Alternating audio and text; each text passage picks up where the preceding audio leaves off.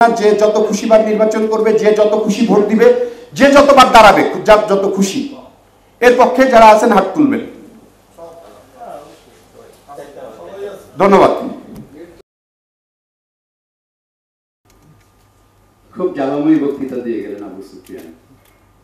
পুরানদের রাখবেন না, নতুনদের জায়গায় করে দিবেন, অবজ্ঞ করা হয়েছে, অনেক কথাই বলেছে। আমি বলবো পুরান আর নতুন না, আমলনামা, প্রত্যেকটা লোকের আমলনামা।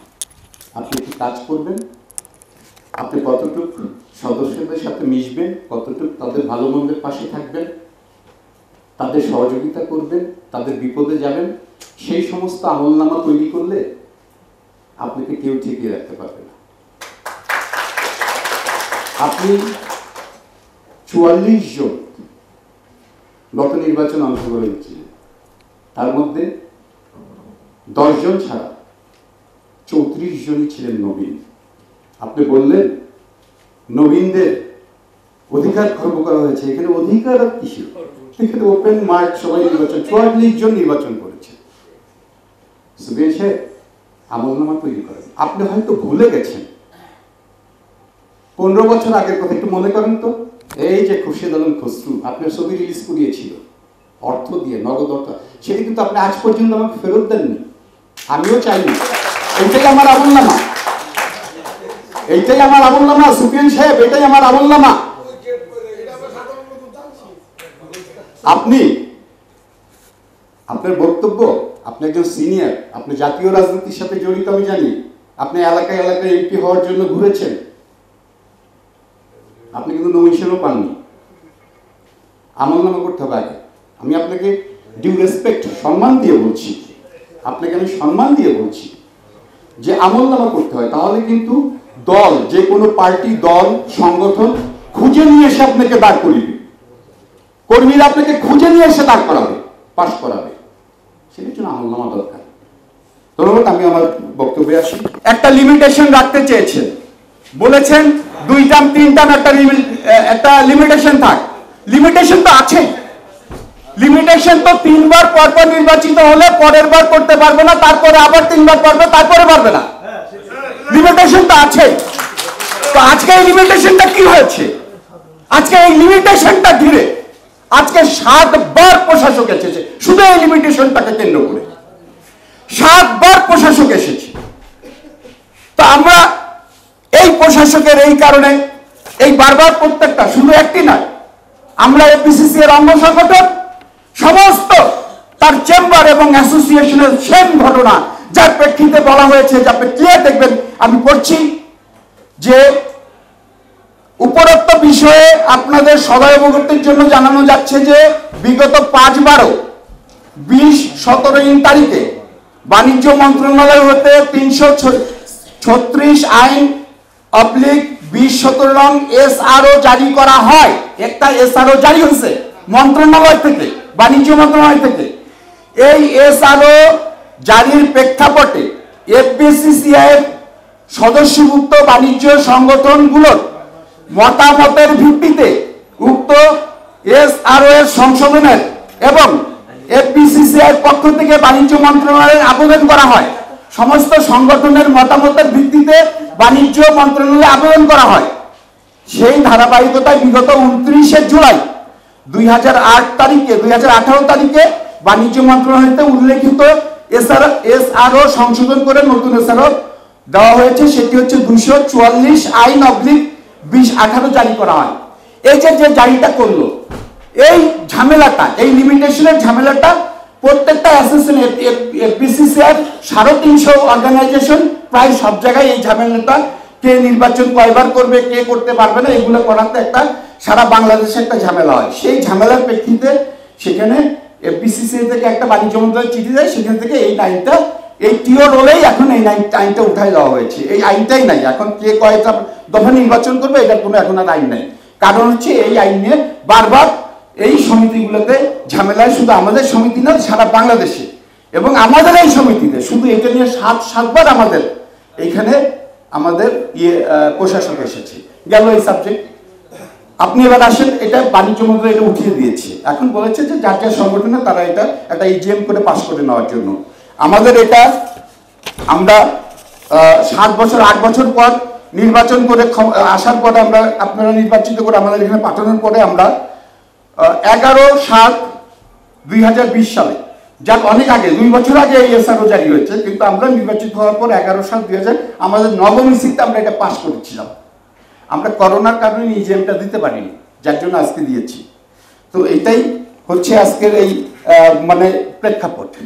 আর হচ্ছে আরেকটি কথা বলতে চাই যে আপনারা, এবং এইটার কারণে যেটা সাম্প্রতিক যে ঘটনা ঘটেছে, এটা 18 সালের এসআরও, এটা জারি হয়েছে 18 সালে, 29শে জুলাই 18 সাল, সাম্প্রতিক একটা ঘটনা।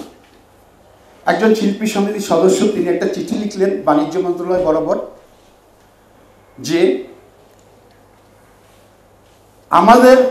আমরা তার নাম দিয়ে জায়েদ খান মিশা সওদাগরের নেতৃত্বে শিল্পী সমিতি শিল্পীদের ব্যাপকভাবে উন্নয়ন করছেন, সেই উন্নয়নে বাধাগ্রস্ত হয়ে দাঁড়িয়েছি আমরা প্রযোজক সমিতির কয়েকজন নেতৃবৃন্দ, যারা আমরা বিএনপি করি। এই কারণে আমাদের এই যে বঙ্গবন্ধুর এই ইন্ডাস্ট্রি, শেখ হাসিনা আমাদের প্রধানমন্ত্রীর যে ইন্ডাস্ট্রি, এখানে আমরা যেটা করছি সেটা হচ্ছে যে আমরা তাদের কাজে বাধা দিচ্ছি, অতএব তাদেরকে অপসারণ করা দরকার। এইটা একটা চিঠি। আর একটা চিঠি দিয়েছে যে আমি 2 বছর পর নির্বাচিত হয়েছি, আলম সাহেব হয়েছে, আবার আমাদের ইকবাল 1 বছর ইলেকশন করছে, তাকে বলা হয়েছে মানে ভুলভাল দিয়ে যে আমরা কোর্টের আদেশকে অমান্য, জালিয়াতি করে গোপন করে আমরা নির্বাচন করছি, এই জন্য আমাদের এই কমিটি থাকা উচিত নয়।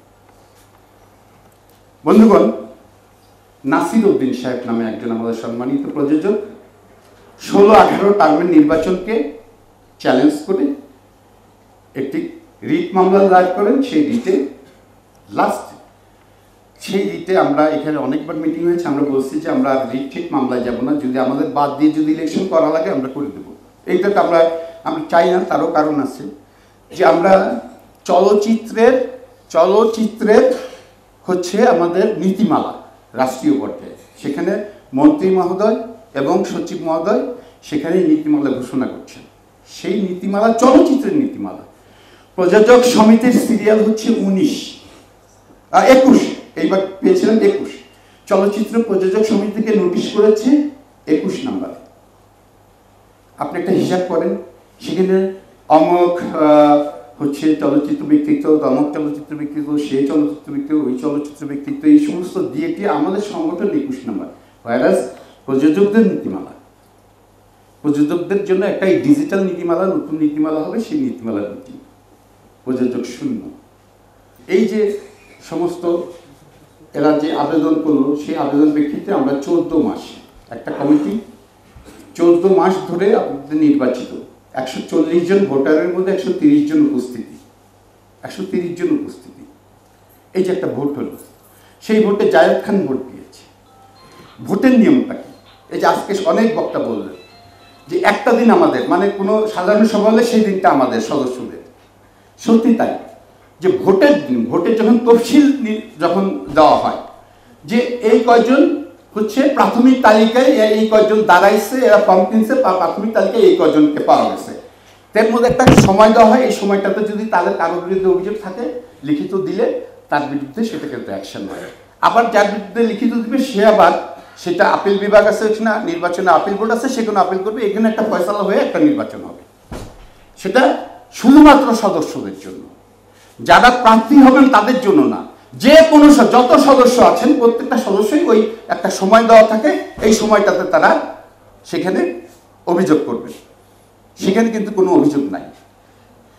তারপরে হচ্ছে যে আপনার নির্বাচন হয়ে গেল, তারপরে টিওরলে বলা আছে, 10-এর এতে বলা আছে যে কোনো নির্বাচন হয়ে যাওয়ার পর যদি নির্বাচন নিয়ে কোনো কথা বলতে হয় তাহলে যে নির্বাচনে অংশগ্রহণ করেছে শুধু সে অভিযোগ করতে পারবে, সাধারণ সদস্যদের আর দিন শেষ। কারণ সাধারণ সদস্যরা ওই সময় যখন প্রাথমিক তালিকা তখন তাদের ইয়ে দেওয়া হয়, এখন তারা ভোট দিবে, এই আর কোনো প্রার্থী তার যদি অভিযোগ থাকে প্রার্থী অভিযোগ দিবে, এবং সেটা 3 মাসের মধ্যে।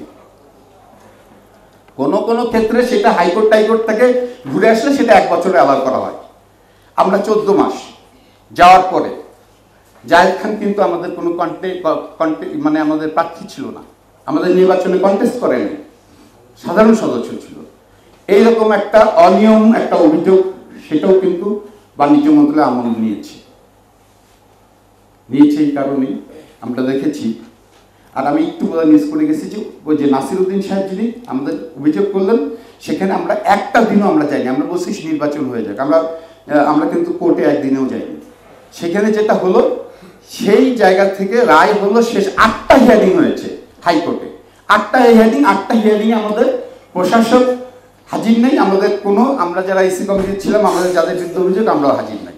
একতরফা রায় হয়েছে। সেখানে বলা হয়েছে যে দাসদা আপনি হচ্ছে যে 9 to 12 মানে 4 জন, আমি, আমাদের শামসুল আলম, আমাদের শরীফউদ্দিন দীপু আর মুমতাজুর রহমান, এই 4 জন আমরা এই ইলেকশনে অংশগ্রহণ করতে পারবো না। টার্ম হচ্ছে 16-18 টার্মে নির্বাচন আমরা করিও নাই, নির্বাচন হয়ও নাই। আদেশ দিয়েছে কোর্ট, নির্বাচন বোর্ডকে বলেছে। নির্বাচন বোর্ড যদি তার সেই নির্বাচন না করতে পারে, সে তার ব্যর্থতা। আমাদের টার্ম তো শেষ, আমরা সেখানে দাঁড়াইনি, আমরা সেই নির্বাচন করিনি। আমরা নির্বাচন করেছি 19-21-এ, তাহলে তো আমরা একটা ফেয়ার নির্বাচন করছি। তারপরে এই কথাগুলো তারপরে বলা আছে একজন সদস্যের জন্য।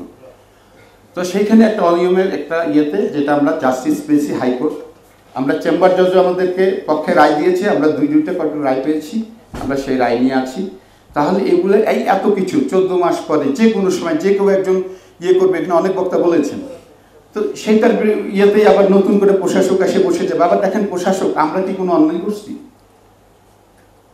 প্রশাসক বসলো, খুব সুন্দরভাবে বললাম, আমি ছিলাম, আলম সাহেব ছিল, যে আপনি সব সুন্দর গুছিয়ে নেন, টাকা পয়সার হিসাবটা আগে নেন, যে ভাই এখানে টাকা পয়সার বিষয়। গত একবার এরকম যখন আসছিল প্রশাসক, এরপর থেকে একটা বই, আমাদের ক্যাশ বই পর্যন্ত পাওয়া যায় না, খাতা পর্যন্ত নাই, নিয়ে গেছে বাড়ি, তার দেয় নাই, এখানে কত টাকা ট্রানজেকশন আমরা জানিও না। আমাদের অডিট অবজেকশনে দেখবেন যে আমাদের একজন সদস্যের বিরুদ্ধে সেই সময়কার অনেক টাকার, অনেক বড় অঙ্কের একটা তার বিরুদ্ধে টাকা পাওয়ার একটা অভিযোগ, অবজেকশন, অডিট অবজেকশন আছে। তা আমরাও এখানে আপনাকে দিয়ে যাব, 2 দিন পরে আমরা অডিট অবজেকশন খাবো, এটা তো ঠিক না। আপনি একটু ভালো করে লিখে নিন, আর যদি 2-3 দিন সময় দেন আমরা গোছাই দিই। আপনি তো হঠাৎ করে আসলেন। উনি বললেন দরকার হবে না, আমি পারবো, ভালো কথা। আমরা দুজনে বললাম যে আপনাকে সহযোগিতা করবো, আপনি এসেন, আপনাকে আমার ডাকেন যদি দরকার হয়। পরের দিন বিকালে একটা ফোন, আপনি খসরু সাহেব বলছেন, জি সভাপতি, জি আপনাকে একটু পল্টন থানায় আসতে হবে। আমি কি জন্য ভাই? আপনি কে বলছেন? বলে যে আমি ওসি পল্টন। আচ্ছা, কি জন্য ভাই? বলতে আপনার বিরুদ্ধে অভিযোগ আছে, জিডি হয়েছে। আমার বিরুদ্ধে কি জিডি হবে? তারপর আমি গেলাম সাহস নিয়ে, কারণ মনে সাহস আছে, কোনো রকম কোনো নাই তো গেলাম। একটাই কথা, যে আমি জিডি আছে এখানে, আমি কিছু বলবো না, আপনি শুধু প্রযোজক সমিতিতে যাবেন না। আমি প্রযোজক সমিতির একজন সদস্য, আমি প্রযোজক সমিতিতে কেন যাব? আমি কেন যাব না? আমি তো প্রশাসককে দিয়ে দিয়েছি দায়িত্ব, প্রশাসককে তো আমি দায়িত্ব দিয়েছি, তাহলে আমি কেন যাব না? এটা আমার ঘর। বললেন আপনি যেতে পারবেন না, গেলে অসুবিধা আছে। আসলে ঘটনাটা কি? বলে যে না, এখানে জায়েদ খান এসেছিল, আপনাদের আর শামসুল আলম দুজনকে ওখানে যাওয়া নিষেধ, আমাদের উপর থেকে বলা হয়েছে, পুলিশের উপর থেকে। তো ঠিক আছে, যাব না। পুলিশের ঊর্ধ্বতন কর্মকর্তা যদি বলে যে তোমার ঘরে তুমি যাবা না, এটা কোন দেশের আইন? কোনো কাজ নাই। উপর থেকে বলে ভাই কোনো কিছু জানতে চাবেন না, একটা জিডি আছে, আর হচ্ছে যে আর আপনারা যাবেন না। তারপরে আমরাও নাই, কেউই নাই, আমিও নাই, আলম সাহেব নাই, আমরা তো যাই না। পরে একদিন আমরা যাই কি যাই না সেটা দেখার জন্য আবার পুলিশও যায় সমিতিতে। আমরা তো চোর না, আমরা তো কোনো অন্যায় করিনি। আপনাদের ভোটে আমরা নির্বাচিত, আপনারা রায় দিয়েছেন, আমরা ওইখানে গেছি। এখানে কথা উঠতেছে যে ভোট তো আপনারা দিবেন, আপনারা যাকে দিবেন, এখানে তো ব্যালট বাক্স চিন্তাই হয় না। এখানে বলেন যে একটা টার্ম রেখে দেওয়া, যিনি বলতেছেন উনি ওনাদের দুইজনের একজনও নাই বা আরেকজনও নাই যিনি বলছেন, আমি দেখছি না। ওই যে শিমুল সাহেব আছেন, উনি বলছেন 3 টার্ম। শিমুল সাহেব 3 টার্ম তো 3 3 6 বছর। আপনার সমস্যাটা হলো আপনি তো সেই দিন আসছেন ভাই, আপনার তো সমিতি নিয়ে তো আপনার সমস্যা হওয়ার কথা না। আপনার আমি দেখেছি আমার সময়। ওকে, আপনি কোন সময় ইলেকশনে আসেননি, গতবার প্রথম এসেছেন। আচ্ছা ঠিক আছে, আপনি গত টার্মে আপনি ইলেকশনে আসছেন, আপনি তো একবারও নির্বাচিত হন নাই। না না না, কেন আপনি কেন বলেছেন? আপনি কেন বলেছেন? না না, আপনি যা বলেছেন আপনি উত্তর তো দিতে, আমি সভাপতি, আমি লাস্ট ম্যান, আমি তো উত্তর দিব। হ্যাঁ না, আপনি নতুন ইলেকশন, আপনি গতবার ইলেকশন করছেন, এর আগে কোনো ইলেকশন করেননি আপনি। হ্যাঁ সেটাই বলছি যে আপনি গতবার ইলেকশনে আপনাকে পেয়েছি, আপনি এসেই বললেন যে একটা টার্ম থাকা দরকার। এই টার্ম থাকার জন্য এই সমস্যাগুলো, এটাই বলার উদ্দেশ্যে আপনাকে খুঁজছি যে এই সমস্যাগুলো ওই জন্যই হয়েছে। আজকে আপনার সমিতিতে 7 বছর 8 বছর কেউ থাকবে না। আপনার সমিতি যে কোনো ইচ্ছা মতো চলবে। আপনার সমিতি যখন যে খুশি আসে আপনাকে এখান থেকে সরাই দেবে, ওই একটা কারণ, ওই একটা জায়গায় সুযোগ, যে এই বারবার নির্বাচিত হলে এই হলে সেই হলে এটা করতে পারবে না, ওইটা করতে পারবে না, এই একটা মাত্র কারণে। অতএব তার জন্য এখানে অলরেডি জিও রোলে এটা চলে গেছে। বিসিসিআই আমরা তাদের অঙ্গসংগঠন আমাদের বলেছে এটা সংশোধন করতে। এখন এটার পক্ষে আর বিপক্ষে এই যে যতবার নির্বাচন হবে এখানে কোনো বাধা থাকবে না, এখানে কোনো ইয়ে থাকবে না। যে যত খুশিবার নির্বাচন করবে, যে যত খুশি ভোট দিবে, যে যতবার দাঁড়াবে, যার যত খুশি, এর পক্ষে যারা আছেন হাত তুলবেন। ধন্যবাদ। তো আমি আবারও শেষ করব। গুলজার ভাই, সন্টু ভাই, আমান ভাই, জানের স্যার ওসমান, আমাদের একজন বিজ্ঞ লোক আমাদের এখানে উপস্থিত আছেন, যিনি আমাদের মাননীয় বিজ্ঞান প্রযুক্তি মন্ত্রীর ছোট ভাই, আমাদের সদস্য, আমরা গর্বিত ওনাকে পেয়ে। আমাদের আলাউদ্দিন ভাই আছেন, সুলতাবাজন, সাদেক সিদ্দিকী আমাদের রাজনীতিবিদ, বীর মুক্তিযোদ্ধা, আমাদের মাঝে শাহ আলম কিরণ আছেন। আমাদের মধ্যে আমাদের সদস্য যারা আজকের এই বিশেষ সাধারণ সভায়, আমাদের মহিলা সদস্যদের উপস্থিতিও অনেক। সোমাকাশ আছে, জয়া আছে, সিমি আছে, তুলি আছে, আমাদের রাজীবুল খন্দকার, আমাদের একজন শ্রদ্ধেয় শিক্ষক যিনি আমাদের অত্যন্ত প্রিয় রাজীব ভাই আমাদের মাঝে আছেন, আমাদের শ্রদ্ধাভাজন এফআই মানিক ভাই আছেন, অলিক আছেন, আমাদের মাঝে আরও লিটন আছেন, স্বামী ভাই, উপস্থিত যারা আছেন সবাইকেই আমি আবার আমার শ্রদ্ধা জানিয়ে আপনাদের ইয়েতে অংশগ্রহণ করার জন্য, মধ্যাহ্নভোজে অংশগ্রহণ করার জন্য আমি আপনাদেরকে আহ্বান করছি এবং আজকের এই সভা শেষ করছি। ধন্যবাদ সবাইকে।